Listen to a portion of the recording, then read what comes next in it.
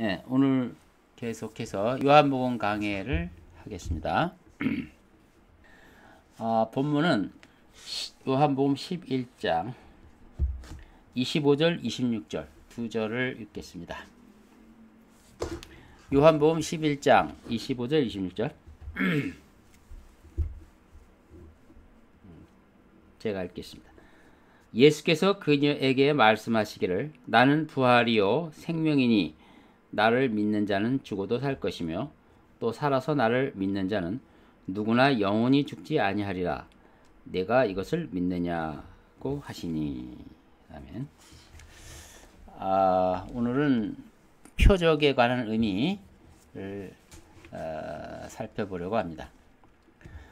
사람들은 초자연적 현상과 신기한 일에 대해서 많은 호기심을 갖습니다. 모든 종교도 나름대로의 표적들을 가지고 있고 그것으로 교훈을 삼고 합니다. 신유와 방언 등은 모든 종교에 광범위하게 퍼져 있는 것으로 잘 알고 있습니다.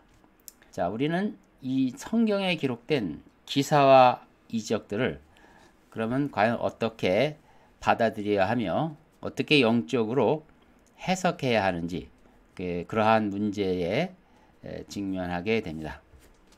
오늘은 요한복음에 계속적으로 표적이 등장하기 때문에 이걸 한꺼번에 모아서 표적이 무슨 의미를 우리에게 가르쳐 주는지를 모아서 살펴보려고 합니다. 먼저 표적은 가리키는 방향이 있습니다. 그것을 편말이라고 하는데 그 표적이 가리키는 편말이 무엇인지 우리는 잘 알아야 한다는 것입니다. 요한복음에는 7가지 표적이 아주 뚜렷하게 기록되어 있습니다.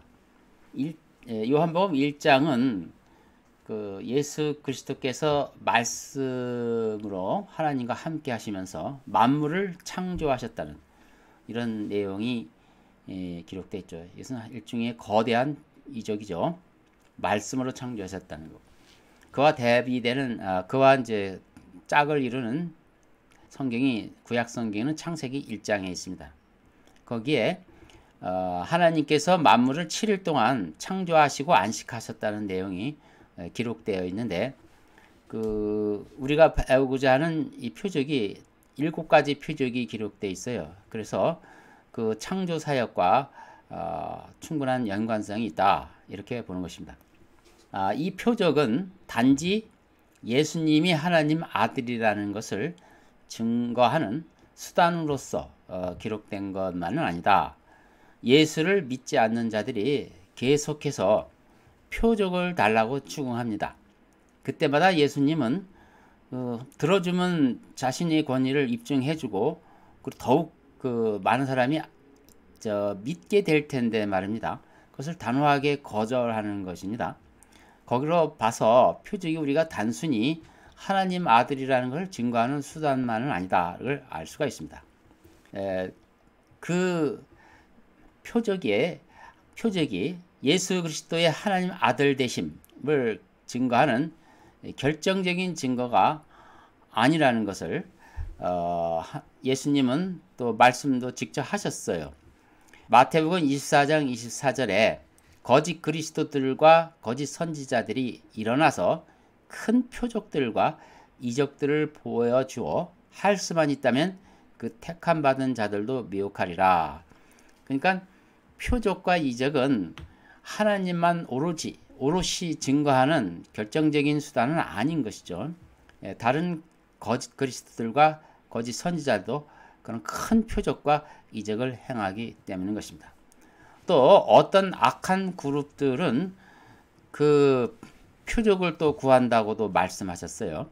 마태복음 12장 39절에 보시면 그러나 주께서 그들에게 대답하여 말씀하시기를 악하고 음란한 시대가 표적을 구하나 선지자 요나의 표적밖에는 줄 표적이 없도다. 이 결국 무슨 뜻입니까? 표적 같은 것에 감동받지 말고 표적을 찾아다니지 말라는 뜻이죠. 기적은 진리나 실제의 결정적 증거가 되지 못한다는 것입니다. 그런 것들은 누구를 이렇게 소개하는 광고 효과 또는 오락 호기심을 자극하는 그 쇼죠, 쇼. 일종의 오락을 위한 것이 결코 아니다. 이 분명히 성경에서 말씀하시는 표적은 그런 것과는 분명한 다른 뜻이 숨어 있다라고 말씀하시는 것입니다. 표적은 그럼 무엇입니까? 창조주 하나님을 계시하시는 수단으로 사용되는 것은 분명합니다. 표적은 전부 초월적인 현상, 하나님만 하실 수 있는 그런 거죠. 그러니까 창조주 하나님만 하실 수 있는 것들이 표적으로 드러나는 것인데, 바로 하나님이 창조자이심을 계시, 즉 드러내는 수단인 거죠. 그런데 그 표적을 바라보는 우리의 태도가 중요한 겁니다. 그저 관객으로서 바라보기만 하면 안 되는 거죠. 그 속을 깊이 들여다보고 심지어는 참여하기를 바라시는 것입니다. 표적을 주신 목적이 그 직접 깊이 들여다보면서 나 자신과 연관을 시키라는 거죠. 예수님은 모든 것을 창조하셨습니다. 그리고 모든 것을 지금도 붙들고 계시는 분입니다. 지금도 창조 사역을 계속 하신다는 뜻이죠. 우리 골로새서 1장 15절을 한번 같이 찾아볼까요? 자, 골로새서 1장 15절 20절까지 제가 읽겠습니다. 그는 보이지 않는 하나님의 형상이시며 모든 피조물의 첫태생이시니 이는 만물이 그에 의하여 창조되되 하늘에 있는 것들과 땅에 있는 것들과 보이는 것들과 보이지 않는 것들과 보좌들이나 주권들이나 정사들이나 권세들이나 만물이 그에 의하여 또 그를 위하여 창조되었기 때문이라. 모든 만물이 예수 그리스도에 의하여 창조되었다고 기록되어 있고요. 또 예수 그리스도를 위하여 창조되었다, 이렇게 기록되어 있는 것입니다. 그런 창조주이시기에 이미 창조된 창조 피조 세계를 통해서 또 무엇을 더 창조하시겠다는 뜻입니다. 그는 만물 이전에 계시고 또 만물은 그로 말미암아 존속하느니라. 그 만물이 존속하는 일도 대단한 창조 사역입니다. 그냥 만들어 놓으면 다 되는 게 아니죠. 집을 우리가 짓고 살 때 그 손이 얼마나 필요합니까? 그냥 내두면 그 집은 낡아지게 마련이죠. 우주 법칙도 연력학 제2법칙에 따르면 계속해서 나이가 든다는 겁니다. 그러나 그것을 계속 이렇게 가꾸고 계속해서 창조적인 걸 해야만 아름답게 그리고 더 발전이 되는 것이죠. 18절 그는 몸인 교회의 머리시라. 그는 시작이시며 죽은 자들로부터 첫 번째로 나셨으니 이는 그가 만물 안에서 으뜸이 되게 하려 하심이라. 그러니까 만물 안에서 으뜸이 되는 사역도 사실은 궁극적인 창조 사역입니다.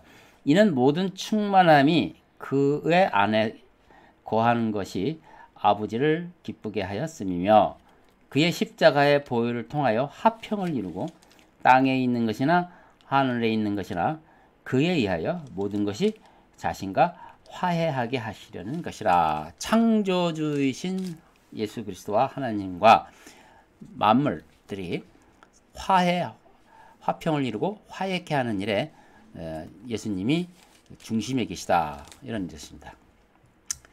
지금도 계속해서 같은 창조 세계 안에서 일하신다는 것을 보여주시기 위해서 지금 성경에 미리 그 표적을 7가지를 쭉 보여주신 것입니다. 그러니까 표적을 보고 뭘 배우라는 거냐 하면 대단하구나, 옛날에 그런 일이 있었네, 이렇게 보지 마시고 그것이 나와 직접 관련이 있음을, 나의 삶 속에서 역사하신다는, 그 예수님이 내 삶 속에서 역사하신다는 것과 연결하라는 거죠.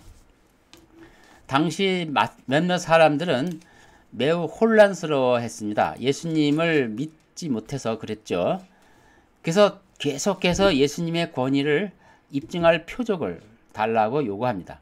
그때마다 예수님은 아주 불쾌히 여기셨습니다.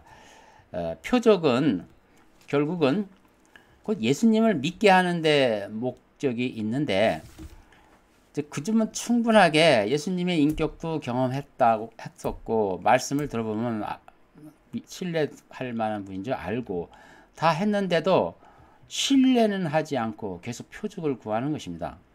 그래서 이 믿음이라는 것은 억지가 아니거든요. 강요하는 방식이 되지 말아야 되는데, 그리고 예수님한테 강요를 하는 겁니다. 일종의 내가 믿을 수 있게끔 엄청난 표적을 내 눈앞에 보여달라고 하니까 자기 믿음을 이렇게 예수님한테 강요하는 건데, 그 믿음이라는 건 그런 게 아니고요. 조그마한 신뢰라도 그 사람을 믿으려면 얼마든지 믿는 거거든요. 그게 불쾌하게 여기신 것입니다. 사람들은 이 표적을 종교의 주식시장에서 사고 파는 상품처럼 이렇게 천박하게 취급하는 것을 극도로 경계하십니다. 성경의 대원칙은요, 누구도 강제로 믿게 할 수 없다는 것입니다. 믿음은 그래서 동의와 참여, 또 신뢰하고 또 헌신을 요구하는 것입니다. 상대와 믿음의 관계를 맺을 때는 가장 친밀한 관계가 이루어져야 비로소 믿음이 형성되는 것입니다. 하나님을 믿는다고 하면서 하나님과 친밀한 관계가 이루어지지 않았는데 내가 목소리만 크다고 해서 내 믿음이 큰 게 아닙니다. 친밀한 관계는 제쳐놓고 성경의 난해 구절이나 이런 것들을 남보다 많이 안다고 해서 그것이 믿음이 이루어지는 게 아닙니다.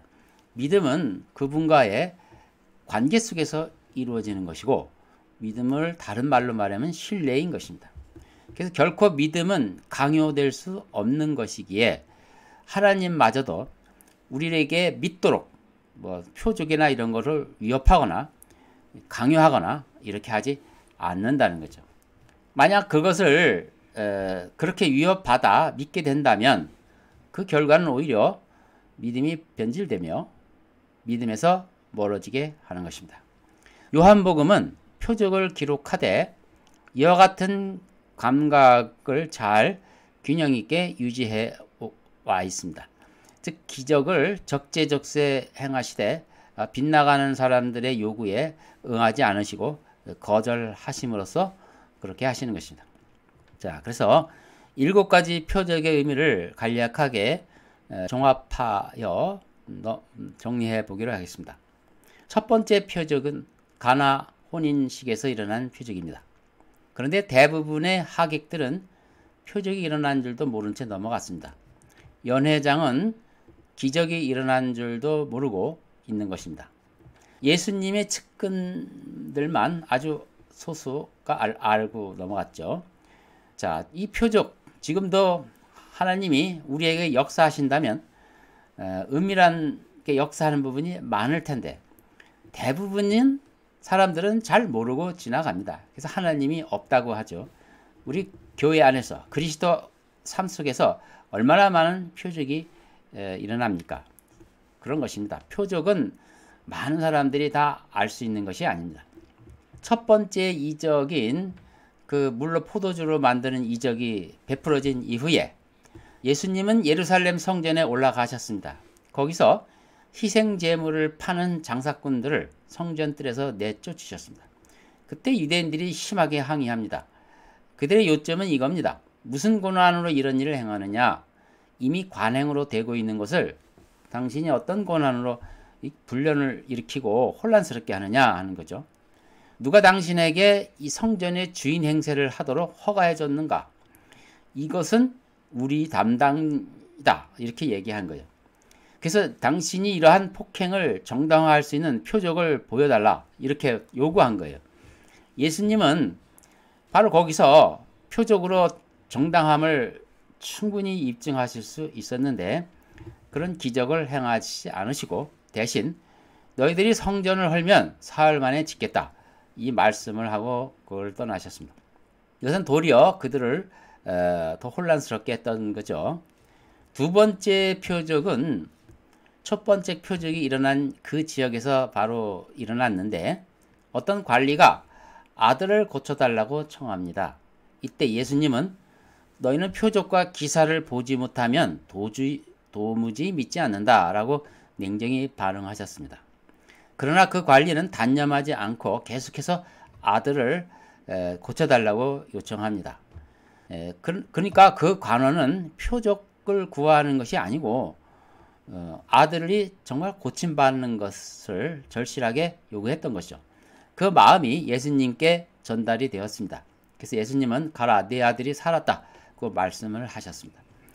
아무런 치유의 증거도 없는데 그는 되돌아갑니다. 그리고 그 집에 와서 아들이 고침받았음을 확인하게 되죠.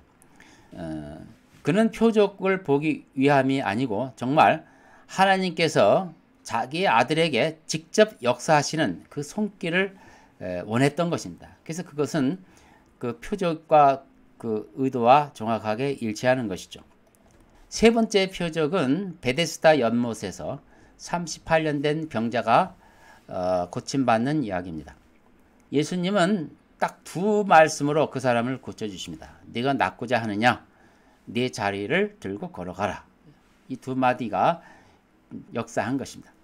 그 남자는 고침받은 기쁨에 너무 벅차서 미쳐 자신을 고쳐주신 분도 제대로 알지 못하고 인사도 못한 상황이 기록되어 있죠. 거기에 자칭 종교 지도자들은 시비를 겁니다. 안식일을 어겼다는 이유로 예수님을 공격하는 것이죠. 이 공격에 예수님은 하나님이 나의 아버지라는 말씀을 하십니다. 그리고 그 기적은 지금 하나님께서 나와 함께 하신다는 증거라고 분명히 말씀하셨습니다. 그러니까 표적의 목표는 현재 나와 함께 하시는 하나님을 증거하는 증거인 것입니다. 그러나 그들은 격분합니다. 그리고 암살 모의를 하죠. 바로 예수님 안에서 일하시는 현재적 하나님, 현재 일하시는 하나님을 보여주시는 창구인 이 표적을 사람들은 어떻게 받아들였습니까? 정반대로 살기등등한 반응으로 받아들인 거죠. 여기서 사람들은 표적에 대해서 항상 환영만은 하지 않는다. 극렬하게 반대하는 자도 있다는 사실을 보여주고 있습니다. 또 네 번째 이적이 일어났는데 5,000명을 먹이신 이적입니다. 갈릴리 디베라 언덕에서 일어났습니다. 사람들은 거기에 대해서 열광을 했고 예수님을 로마 통치로부터 해방하실 진정한 해방자로 추대합니다. 그러나 주님은 언덕으로 피하셨고요. 여기서 우리는 이 표적을 경험하는 사람들이 또 다른 반응, 즉 예수님에게 뭔가를 강요하는 모습을 보였다는 사실입니다. 그들이 볼 때 당신이 그 정도의 능력을 행한 것이라면 그보다 더 절실한 우리의 문제를 위해서 앞장서셔야 됩니다 하고 강요하는 거죠. 예수님은 하나님의 뜻을 이루기 위해 오셨지 사람의 뜻을 이루기 위해 오신 것이 아닙니다. 표적은 사람의 뜻을 이루기 위한 백지수표가 아님을 분명히 하신 것입니다. 오병이어의 표적은 하나님이 자기 자신을 그들에게 생명의 양식으로 내어준다는 그 목적을 위해서 베푸신 표적이었습니다. 그래서 하도 그들이 빵에 대해서 집착을 하니까 이런 말씀을 하셨어요. 영생하도록 있는 양식을 너희에게 주리라. 이게 표적에 가리키는 방향인 것입니다. 그러나 사람들은 늘 자신이 원하는 방식대로 표적을 구합니다. 이 예수님이 지적하신 너희들이 떡을 먹고 배부른 까닭이라는 뜻은 너희들이 자신을 위하는 방식으로 표적을 늘 구한다는 뜻을 말합니다. 그들은 여전히 표적이 주는 팻말을 그 이정표를 읽지 못합니다. 그래서 그들은 이렇게 반응합니다. 우리로 보고 당신을 믿게 행하시는 표적이 무엇입니까? 이런 많은 표적을 보고도 계속 그러한 질문을 하는 것입니다. 다섯 번째 이적은 오병이어 사건 이후에 발생한 것인데 바다 한가운데서 일어났습니다. 제자들이 풍랑으로 아우성 칠 때 예수님은 배 밑에서 주무셨습니다.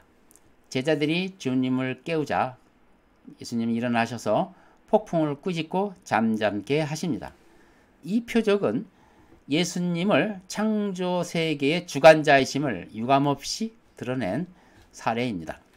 내니 두려워 말라는 말씀 속에는 헬라어 에고 에이미, 즉 히브리어로는 야훼라는 이름이 분명히 들어가 있습니다. 이것은 자신이 창조주 하나님이라는 분명한 선포죠.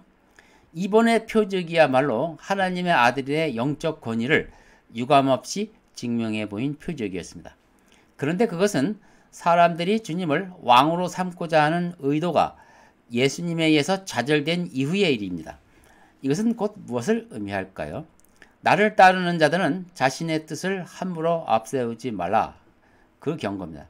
그것에 대해서 제자들은 충분히 그 메시지를 전달받게 되었습니다. 여섯 번째 표적입니다. 이것은 날 때부터 장님인 사람을 고친 사건인데 이 표적도 안식일에 일어납니다.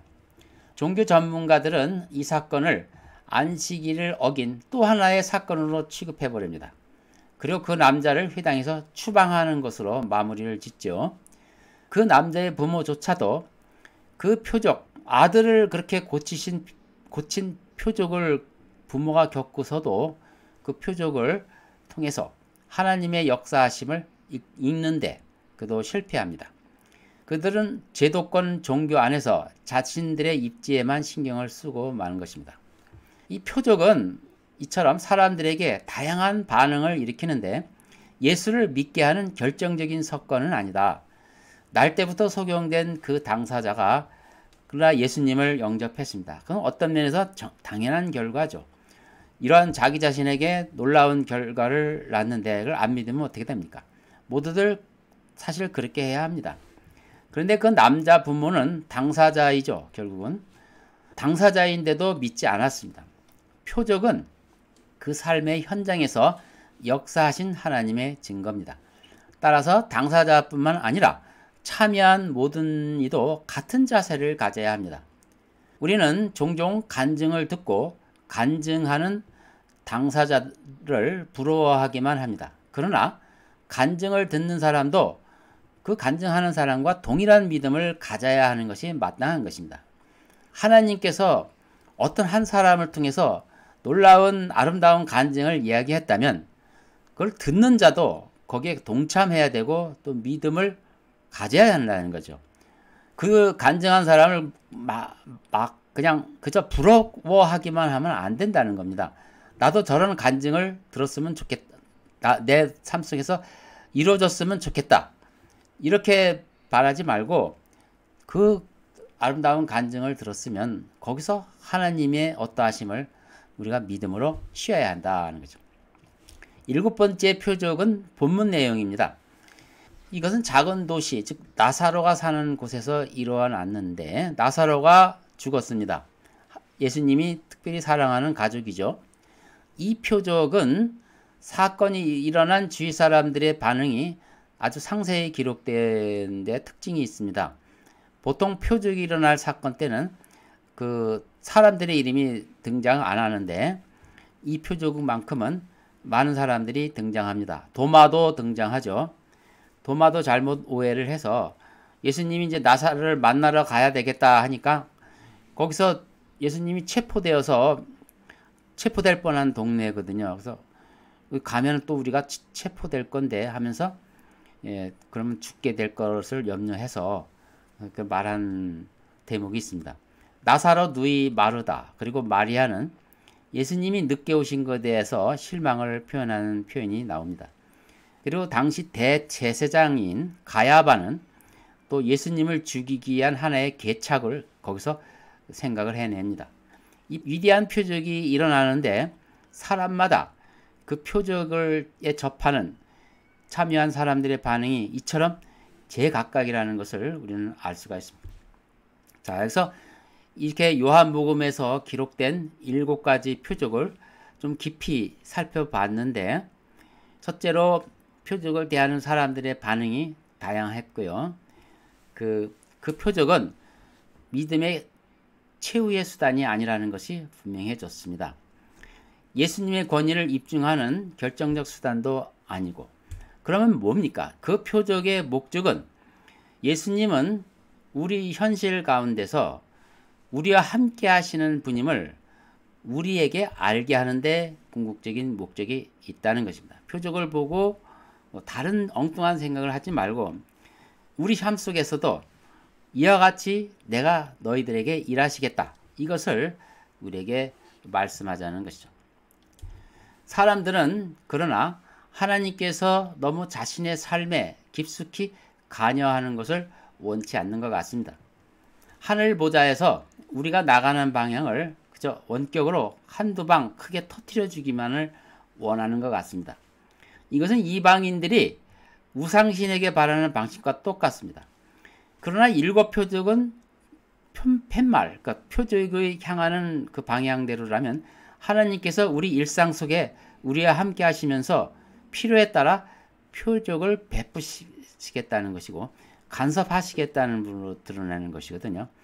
그럴 때마다 사람들이 앞쭉 읽어봤듯이 사람들이 그렇게 까다롭게 따지고 대응하는 모습을 보았잖아요. 바로 하나님이 직접 이렇게 우리 일상에 그분의 뜻을 우리에게 알리고 그 뜻에 따라 살라고 이렇게 하는 것에 대해서 거부한다는 것입니다. 그리고 자기 뜻에 맞게 그걸 이렇게 각색하거나 요구하는 거죠. 그래서 표적이 일어나는 데도 이렇게 갈등이 있는 겁니다.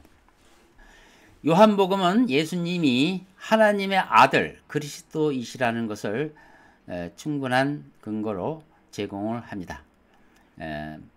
그러나 표적이 그렇게 쉽게 받아들여지도 않습니다. 그것을 믿기보다는 오히려 반대가 자주 일어나는 것입니다. 자, 이것이 요한복음에 기록된 표적에 관한 냉정한 판단인데 우리는 하나님이 어떤 일을 하시는지 그리고 그것을 어떻게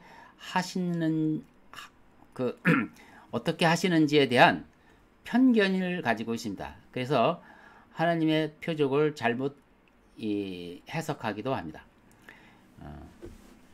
그래서 하나님 일하시는 방식에 대한 고정관념 때문에 우리는 많은 하나님이 일하시는 그 사건을 우리 주위에서 많이 일어나는데도 불구하고 그 사건을 놓치기가 일쑤입니다. 축복에 흥분한 나머지 예수님을 또 개인적인 욕심을 채우는 도구로 이용하기도 하고요. 이렇게 여러 가지 그 부작용을 만들어내는 것입니다. 이제 결론적으로 말씀드립니다. 성경은 사람들이 여러 표적을 접하긴 하지만 쉽게 예수님을 믿지 않는다는 것을 보여주고 있습니다. 그것이 바로 우리의 현 주소입니다. 우리는 누군가로부터 신뢰를 얻기 위해서라면 그를 설득하기 위해서 반박할 수 없는 증거를 제시합니다. 또 당근을 주기도 합니다. 또 어떤 때는 아첨도 하고 심지어는 협박도 불사합니다. 우리는 그런 천박한 수단으로 사람들의 신뢰를 구하려고 하지만 하나님은 결코 그렇게 하시지 않습니다. 결코 초조해 하시거나 우리를 빨리 믿게 하시려고 지름길을 택하지도 않습니다. 하나님은 힘으로 제압하는 또는 위협하는 방식의 표적으로 우리를 위협하지 않습니다. 자, 오늘은 요한복음에 기록된 표적이 가르치는 궁극적인 목적을 살펴보았습니다. 이 표적은 우리와 상관이 있는 일입니다. 내주하시는 성령께서 오늘도 역사하셔서 우리의 간증을 만들어내십니다. 그러므로 예수님을 신뢰하고 순종하면 우리는 내 안에서 일하시는 창조주 하나님을 매일매일 체험하게 될 것입니다.